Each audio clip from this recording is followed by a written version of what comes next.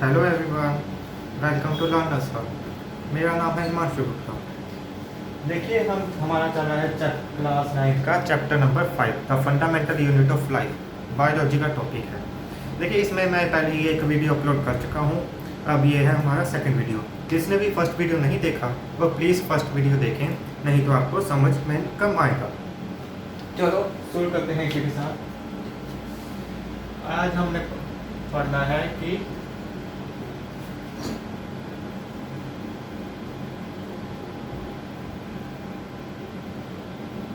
What are cells made up of? कि हमने कल पढ़ा था कि हम सेल्स के बारे में पढ़ेंगे। हमने अब पढ़ना है कि सेल्स जो होते हैं वो हमारे किस चीज़ से बने होते हैं। What are the cells made up of? देखिए उसके पहले हम देख लेते हैं सेल्स का फंक्शन क्या है। सेल्स का फंक्शन है जैसे कि कुछ एब्जॉर्ब करना, एब्जॉर्प्शन, कुछ डाइजेस्ट करना, डाइजेशन, और कुछ ट्रांसपोर्ट करना। देखिए सेल्स का फंक्शन क्या है। एब्जॉर्ब करना, कुछ डाइजेस्ट करना, ट्रांसपोर्ट करना और एक्सचेंज करना। एक्सचेंज यानी कि कुछ गैसेज जैसे कि ऑक्सीजन को अंदर लेके जाना और कार्बन डाइऑक्साइड बाहर निकालना, ये सब है सेल्स का बेसिक फंक्शन। मतलब कि ये बेसिक मतलब कि सबसे छोटा फंक्शन जो कि वो सेल परफॉर्म करते हैं। अब आपको बात करें हैं कि सेल्स किस चीज़ से बने होते हैं। देखिए मैं इसके लिए आपको एक सेल की डायग्राम बना देता हूँ। ये हमारा सेल हो गया, ये उसके अंदर का न्यूक्लियस,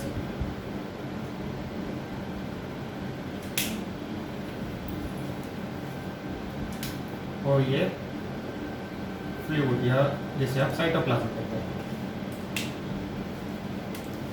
देखिए इसमें है क्या क्या। ये हमारा ओवरऑल जो सिस्टम है वो क्या है, सेल। ओवरऑल मतलब कि ये जो बाहर ये सारा कंपाउंड, इस तीनों चीज़ों को मिलाकर क्या है ये सेल। इसके अंदर देखिए सबसे पहले क्या है, सबसे आउटर लेयर। सबसे आउटर लेयर को हम कहते हैं प्लाज्मा मेम्ब्रेन या फिर सेल मेम्ब्रेन। देखिए जो ये बाहरी लेयर है, ये जो सबसे बाहरी लेयर है सेल की, उसे क्या कहते हैं हम, प्लाज्मा मेम्ब्रेन या फिर सेल मेम्ब्रेन।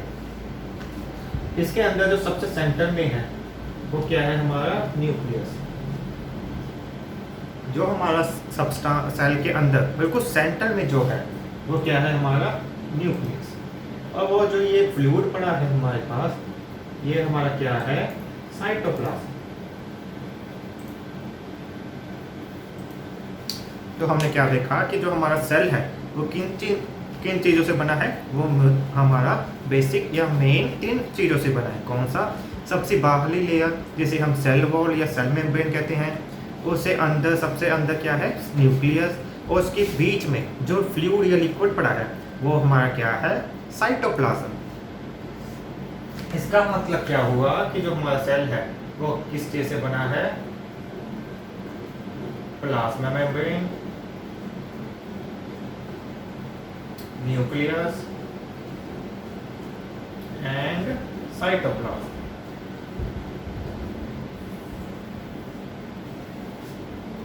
हमारा इन 3 चीज़ों से सेल बना है। अब एक एक करके अब हम इन तीनों चीज़ों को स्टडी करेंगे। तो देखिए अब हमने बात करनी है प्लाज्मा मेम्ब्रेन या फिर जो हमारी फर्स्ट है सेल मेम्ब्रेन की। ये तो आपको पता ही है डायग्राम किसकी, सेल की। बाहर की लेयर है हमारी प्लाज्मा मेम्ब्रेन, अंदर का लिक्विड है साइटोप्लाज्म, एंड सेंटर में क्या पड़ा है, न्यूक्लियस। इन तीनों चीज़ों को मिलाकर क्या बना हमारा सेल। अब हमने सबसे पहले बात करनी है प्लाज्मा मेम्ब्रेन की। देखिए यह सबसे पहली बात, प्लाज्मा मेम्ब्रेन है क्या। फर्स्ट पॉइंट की बात करूं तो ये क्या है, एक बाउंड्री। क्या है हमारी प्लाज्मा मेम्ब्रेन या फिर सेल मेम्ब्रेन, एक बाउंड्री। मतलब ये क्या करती है, हमारे साइटोप्लाज्म जो कि इसके अंदर है एंड आउटसाइड इन्वायरमेंट,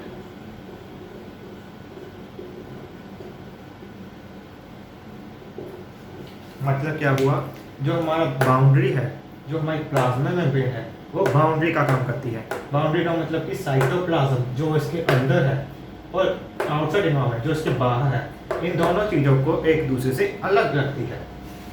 क्या करती है प्लाज्मा मेम्ब्रेन? सबसे फर्स्ट पॉइंट बाउंड्री, कि ये जो इसके अंदर साइटोप्लाज्म और इसके बाहर जो हमारा इन्वायरमेंट है, इन दोनों को आपस में मिलने नहीं देती, अलग अलग रखती है, यानी कि बाउंड्री का काम करती है। सेकंड पॉइंट की बात करूं तो made up of protein and lipid. ये देखो, जो हमारी प्लाज्मा मेम्ब्रेन है, ये बनी तो किसी चीज से होगी, क्योंकि कोई भी सब्सटेंस ऐसे तो नहीं अपने आप बन जाता, किसी चीज से तो बनता है। किससे बनता है ये? प्रोटीन से एंड लिपिड से। किससे बनता है ये? Protein and lipid. हमारी प्लाज्मा मेम्ब्रेन या फिर सेल मेम्ब्रेन किससे बनी होती है? प्रोटीन्स और लिपिड। अगर मैं इसके थर्ड पॉइंट की बात करूं, presenting both animal and plant cell, मतलब कि जो ये हमारी प्लाज्मा मेम्ब्रेन है, ये एनिमल सेल में भी होगी और प्लांट सेल में भी होगी, क्योंकि हमने स्टार्टिंग में कहा था कि हमारे पास दो तरह के सेल है, एनिमल सेल जो एनिमल्स में मिलते हैं और प्लांट सेल जो प्लांट्स में मिलते हैं। देखो, हमारी जो 9th और 10th की क्लास है वो होती है बेसिक क्लास, इसलिए हम सिर्फ इसमें पूरे के पूरे अपने हमारे अर्थ पर जो भी पृथ्वी पर जो भी हमारे क्रीचर्स हैं उनको हम सिर्फ 2 कैटेगरीज में बांटते हैं, एनिमल्स में और प्लांट्स में। आगे +1 +2 या 11th 12th की बात करूँ तो उसमें कैटेगरीज बढ़ जाती हैं, मगर हम अब सिर्फ एनिमल्स और प्लांट्स 2 ही कैटेगरी में बांटते हैं। और उनके हिसाब से एनिमल्स में भी सेल होते हैं जो प्लाज्मा मेम्ब्रेन की प्रेजेंट होती है, और प्लांट सेल में भी प्लाज्मा मेम्ब्रेन प्रेजेंट होती है। अगर मैं फोर्थ पॉइंट की बात करूं तो जो हमारी ये प्लाज्मा मेम्ब्रेन है, जो ये हमारी प्लाज्मा मेम्ब्रेन है, तो ये क्या है? हमारी सेलेक्टिव परमिएबल। फोर्थ पॉइंट के हिसाब से क्या है? हमारी सेलेक्टिव परमिएबल, मतलब कि ये जो हमारी सेल मेम्ब्रेन या फिर प्लाज्मा मेम्ब्रेन है, ये क्या है? Selective permeable. सिलेक्टिव का मतलब कि कुछ चीज को सिलेक्ट करना, ये तो पता ही है। सिलेक्टिव मतलब किसी चीज को सिलेक्ट करना। परमिएबल मतलब पास होना। ये यानी कि इसका मतलब क्या हुआ? जो हमारी सेल मेम्ब्रेन है वो कुछ चीज को सिलेक्ट करती है और उसे ही जाने देती है। किसी चीज को ये सिलेक्ट करेगी, अगर पास हुआ तो उसे अंदर और अंदर से बाहर जाने देगी, नहीं तो नहीं जाने देगी। मतलब कि इसे स्पेसिफिक कुछ ही चीज़ों को अंदर या बाहर जाने देती है, बाकी किसी को अंदर या बाहर नहीं जाने देती। जैसे कि मैंने कहा था, ये क्या करती है? बाउंड्री का काम करती है, मगर बाउंड्री के अलावा कुछ चीज़ों को ये अंदर या बाहर जाने देती है। उनमें आ जाते हैं पानी या वाटर या फिर गैसेस। एग्जाम्पल में आ जाते हैं वाटर या फिर गैसेस, इनको ये अंदर या बाहर जाने देती है। क्या है ये? Selective permeable. अगर मैं लास्ट पॉइंट की बात करूं इसकी, तो ये क्या है? फ्लेक्सिबल। ये जो हमारी प्लाज्मा मेम्ब्रेन है, ये क्या है? फ्लेक्सिबल, मतलब कि ये अगर टूट भी जाए तो ये दोबारा बन जाती है, मतलब कि ये खिंच भी सकती है, मतलब कि फैल भी सकती है। अगर टूट जाए तो दोबारा भी जुड़ सकती है। ये हमारा क्या था? Plasma membrane. बाउंड्री है, साइटोप्लाज्म और बाहर के एनवायरनमेंट को अलग अलग रखेगी। दूसरा, प्रोटीन्स और लिपिड से बनती है। Third, animal cell and plant cell दोनों में मौजूद है। सिलेक्टिव परमिएबल है, कुछ ही सिलेक्टिव चीज़ों को अंदर या बाहर जाने देगी। और फ्लेक्सिबल है, ये फैल भी सकती है और अगर टूट जाए तो दोबारा जुड़ भी सकती है। ये था हमारा प्लाज्मा मेम्ब्रेन का। ओके, देखिए अब हमने प्लाज्मा मेम्ब्रेन की बात तो कर ली। अब हम बात करेंगे कि मूवमेंट, इनमें सब्सटेंस मूव कैसे करते हैं, यानी कि प्लाज्मा मेम्ब्रेन के अंदर और बाहर कोई भी चीज कैसे जाएगी।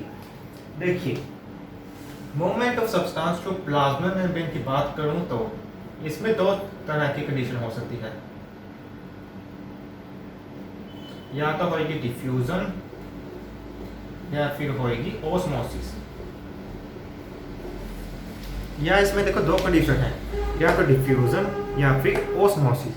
ये डिफ्यूजन एंड ओस्मोसिस है क्या, इसकी बात कर लेते हैं।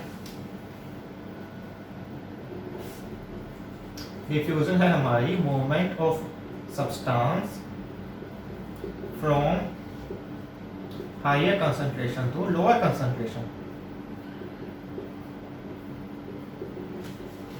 डिफ्यूजन क्या है हमारी movement of substance from high concentration to low concentration.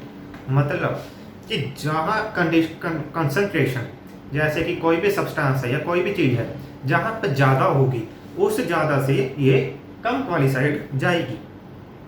जैसे कि आप कह सकते हैं कि हमारे पास ये एक बिकर है, उसमें ये वाल है, यहाँ पर पानी ज़्यादा, यहाँ पर कम। अगर वाल टूट जाए तो हमेशा पानी ज़्यादा से कम की तरफ ही जाता है, ये तो आपको पता ही है। अगर पानी ज़्यादा है एक साइड कम, अगर बीच की दीवार निकाल दें तो पानी हमेशा ज़्यादा से कम की तरफ जाएगा। कभी भी आपने देखा कि कम से ज़्यादा की तरफ जाए? नहीं ना। वही क्या है हमारा डिफ्यूजन, मूवमेंट होती है सब्सटेंस की हाई से लो कंसंट्रेशन। ऑस्मोसिस की बात करूं तो ये क्या है, सेम एज डिफ्यूजन। ऑस्मोसिस की बात करूं तो ये क्या है, same as diffusion, but with a member. दोनों में फर्क क्या है? डिफ्यूजन में तो सीधा हाई कंसंट्रेशन से लो कंसंट्रेशन जा रहा है, बट ऑस्मोसिस की बात करूं तो उसमें क्या लगी, एक मेम्ब्रेन, उसमें एक मेम्ब्रेन की जरूरत पड़ेगी। ऑस्मोसिस के लिए एक मेम्ब्रेन, और डिफ्यूजन सीधा ही जा सकता है। ये था मेन अपना ऑस्मोसिस एंड डिफ्यूजन।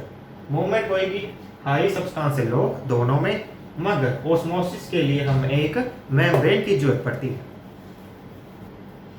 ओके, देखिए हमने बात की थी अब डिफ्यूजन एंड ऑस्मोसिस की, मगर हम डिफ्यूजन और ऑस्मोसिस की तरह इनमें तीन कंडीशन हो सकती है। एक सेल में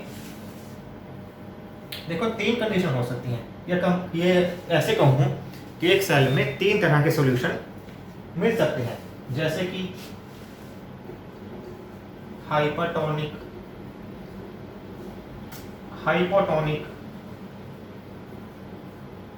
एंड आइसोटोनिक। हमारे पास एक सेल में तीन तरह के सॉल्यूशन मिल सकते हैं, hypotonic solution and isotonic solution. तीनों में फर्क क्या है? देखिए इन तीनों में एक जैसे हैं, बस ऑपोजिट है एक दूसरे के। ये दोनों एक दूसरे के ऑपोजिट है। कैसे? हाइपोटोनिक में क्या होगा,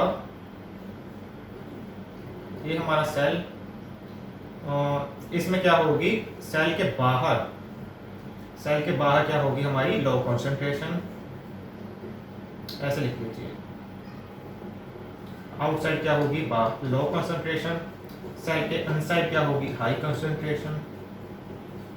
मतलब क्या हुआ कि इसमें कहाँ जाएगी, सेल से आउटसाइड की तरफ मूव करेगा, इसमें कोई भी सब्सटेंस सेल से बाहर जाएगा।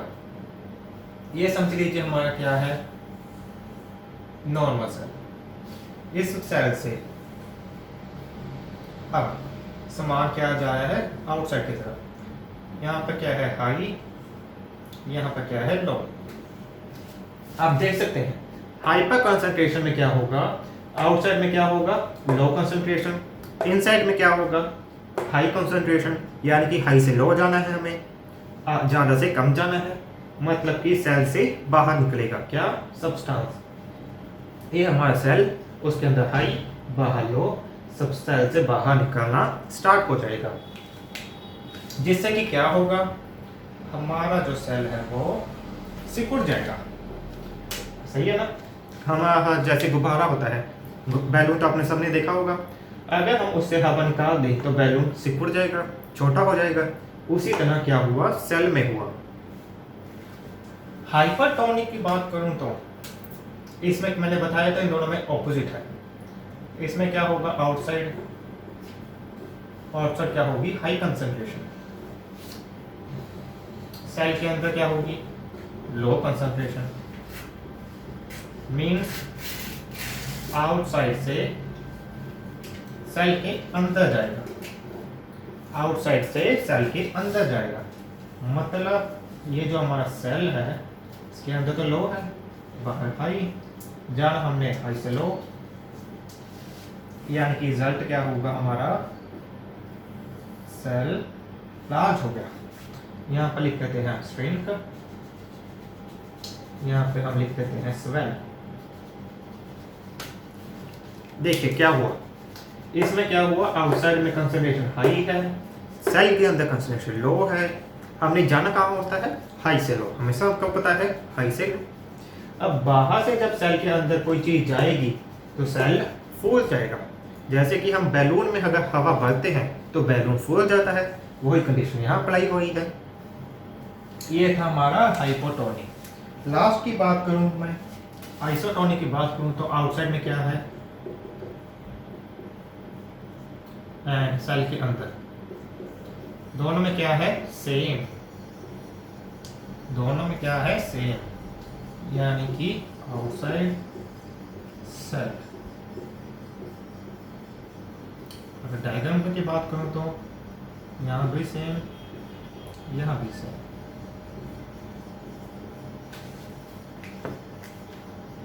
No change.